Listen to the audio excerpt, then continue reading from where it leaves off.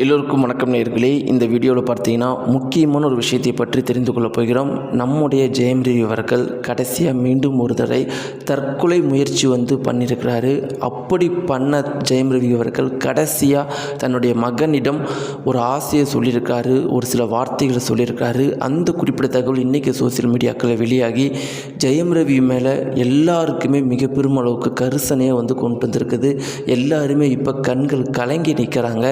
அப்படி என்ன நடந்துச்சு, ஜெயம் ரவி அவர்கள் தன்னுடைய மகனிடம் சொன்ன கடைசி வார்த்தை என்ன அப்படிங்கிற அந்த அதிர்ச்சிகரமான தகவலை பற்றி தான் நம்ம தெரிந்து கொள்ள போகிறோம். வாங்க வீடியோக்குள்ளே போகலாம். நம்முடைய சேனலுக்கு நீங்கள் புதியவராக இருந்தால் மறக்காம சப்ஸ்கிரைப் பண்ணுங்க. நேயர்களே, நம்முடைய தமிழகம் முழுக்கவே ஒரு 2-3 நாட்களுக்கு முன்னாடி ஜெயம் ரவி அவர்கள் கொடுத்த பேட்டி மிக பெருமளவுக்கு எல்லாரையுமே கஷ்டப்படுத்துனுச்சு. அப்படிங்கிறதுல எந்த ஒரு மாற்று கருத்துமே கிடையாது. ஒவ்வொருத்தருமே சொன்ன விஷயம் என்ன அப்படின்னு பார்த்தீங்கன்னா, ஜெயம் ரவி அவர்களை அந்த பொண்ணு நல்லா ஏமாத்திருச்சு. ஜெயம் ரவி அவர்கள் ரொம்பவே வெகுளி அப்படிங்கிறத தெரிஞ்சுக்கிட்டு அந்த பொண்ணு ஏமாத்திருச்சு. இன்னொரு பொண்ணு கனிஷா அப்படிங்கிற பொண்ணு வந்துச்சு. அந்த பொண்ணையும் கண்மூடித்தனமாக நம்பினார். இன்றைக்கி தனக்கு கொஞ்சம் பிரச்சனை அப்படின்னோடனே அந்த கனிஷாங்கிற பொண்ணும் இவரை விட்டுட்டு போயிடுச்சு. இப்படி எல்லாருமே தன்னை விட்டுட்டு போயிட்டாங்க. அப்படிங்கிறதுனால தான் இன்றைக்கி பைத்தியம் பிடிச்சிருக்கிறாரு.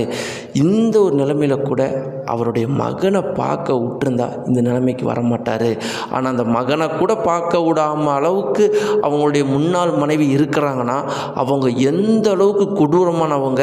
ஆனால் இதற்கு பின்னாடி என்ன சொல்கிறாங்க அப்படின்னு பார்த்தீங்கன்னா, முன்னாள் மனைவியுடைய அம்மா, அதாவது ஜெயம் ரவி அவர்களுடைய மாமியார் தான் இத்தனையும் பின்னாடி இருந்து பண்ணிக்கிட்டு இருக்கிறாங்க அப்படிங்கிற மாதிரி ஒரு அதிர்ச்சிகரமான விஷயத்தை சொல்கிறாங்க. ஜெயம் ரவி அவர்களை கல்யாணம் பண்ணுன்னு தன்னுடைய மகள்கிட்ட இனிஷியேட் பண்ணதும் அவங்க அம்மாங்கிற மாதிரி சொல்கிறாங்க. அதை ஜெயம் ரவியுடைய முன்னாள் மனைவி அவர்கள் ரொம்பவே பிளான் பண்ணி எக்ஸிக்யூட் பண்ணியிருக்கிறாங்க. இப்போ ஜெயம் ரவியுடைய அத்தனை பிரச்சனையும் சரியாகிறதுக்கு அட்லீஸ்ட் அவருடைய மகன் கூட ஒரு நாள் இருந்தால் போதுமா, சரியாக போயிடுமா. ஆனால் அப்படி ஆகிடக்கூடாது. தன்னுடைய மகனை பாத்திரக்கூடாது, அவருடைய மகனை அவன் பாத்திரக்கூடாது அப்படிங்கிறதுக்காகத்தான் முன்னாள் மனைவி இத்தனையும் பண்ணுறாங்களா நம்ம எல்லாருக்குமே தெரியும் நேயர்களே. ஜெயம் ரவி அவர்கள் அவருடைய மகனை பார்த்தா ஒன்றும் வேறு எதுவுமே பண்ண போகிறது கிடையாது.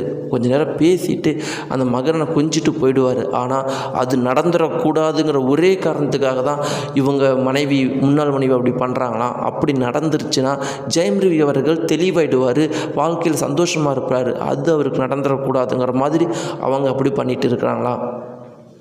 இப்படி இருக்கிறப்ப ஜெயம் ரவி அவர்கள் மீண்டும் தற்கொலை முயற்சி பண்ணியிருக்காரு. மீண்டும் தன்னுடைய கையை அறுத்திருக்கிறாரு. ஆனால் இந்த முறை பார்த்தீங்கன்னா அவருடைய நரம்பில் ஒரு முக்கியமான நரம்பு கட்டாயிருக்குதான். ரத்தம் நிறைய போகவும் பக்கத்தில் இருக்கிறவங்க அலறிட்டு கொண்டு போயிட்டு ஹாஸ்பிட்டல் கூப்பிட்டு போயிருக்கிறாங்க. அவர் அந்த நேரத்தில் என்ன கேட்டிருக்காருன்னா, நான் கடைசியாக என் பையன்கிட்ட ஒரு வார்த்தை பேசியிருக்கிறேன்னு அப்பையும் கெஞ்சினதுனால கூட இருக்கிறவங்க உடனடியாக என்ன பண்ணியிருக்கிறாங்கன்னா, ஏதோ ஒரு வகையில் அவங்களுடைய அம்மாவுக்கு, ஜெயம் ரவியுடைய மாமியாருக்கு, முன்னாள் மனைவிக்கெல்லாம் ஃபோன் பண்ணி கடைசீட்டில் பேசி இருக்கிறாராம். அவருடைய மகன்கிட்ட ஒரு அனுமதி வாங்கி, தன்னுடைய சொந்த மகன்கிட்ட அனுமதி வாங்கி பேசியிருக்கிறாராம். அவங்க கிட்ட அனுமதி வாங்கி தன்னுடைய சொந்த மகன்கிட்ட பேசியிருக்கிறாராம். அதில் என்ன சொல்லியிருக்காரு அப்படின்னு பார்த்தீங்கன்னா, நான் கடைசி வரைக்கும் உன்னை பார்க்காமையே போயிடணும் அப்படிங்கிற எனக்கு ஒரு பயம் இருக்குது. நீ இல்லைன்னா நான் எதுவுமே இல்லை. எனக்கு இப்போ 45 வருஷம் ஆகுது. இத்தனை வருஷத்தில் நான் சந்தோஷமாக இருந்த ஒரே நேரம் அந்த ஒரு வருஷம்தான், உன் கூட இருந்த ஒரு வருஷம்தான். அதை நான் ஒவ்வொரு நாளும் நினச்சி பார்த்துட்டே இருக்கிறேன். நான் இவ்வளோ சோகமாக இருந்தாலும், வேறு வேலையில் இருந்தாலும், இல்லை சந்தோஷமாக இருந்தால் கூட நான் அன்னைக்கு அந்த விஷயத்தை பற்றி மட்டும்தான் நான் நினைப்பேன். இன்றைக்கி வரைக்கும் நான் உயிரோடு இருந்ததுக்கு காரணம் கூட நான் உன் கூட நடித்த அந்த ஒரு வருஷம்தான். இன்றைக்கி நான் இவ்வளோ தூரம் உயிரை பிடிச்சிட்டு இருக்கிறதுக்கு காரணம் கூட நான் உன்னை மீண்டும் சந்திச்சிருப்பேன். நீ பெரிய ஆளாகணும், நீ பெரிய பையனாக எப்படி இருப்ப, நீ என்ன பண்ணுவ, இதெல்லாம் நான் பார்க்கணுங்கிற ஆசை எனக்கு இருக்குது.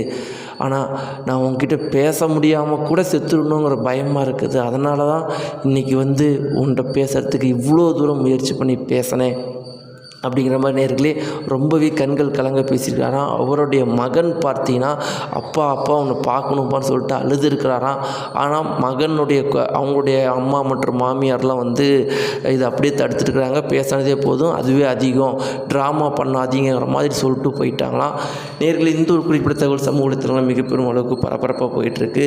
நீங்கள் சொல்லுங்கள், ஜெயம் ரவி அவர்களுக்கு இது எவ்வளோ தூரம் கஷ்டமாக இருக்கும் அப்படிங்கிற உங்களுடைய கருத்து மறக்காமல் கீழே கமெண்ட் பாக்ஸில் தெரிவிங்க. நன்றி.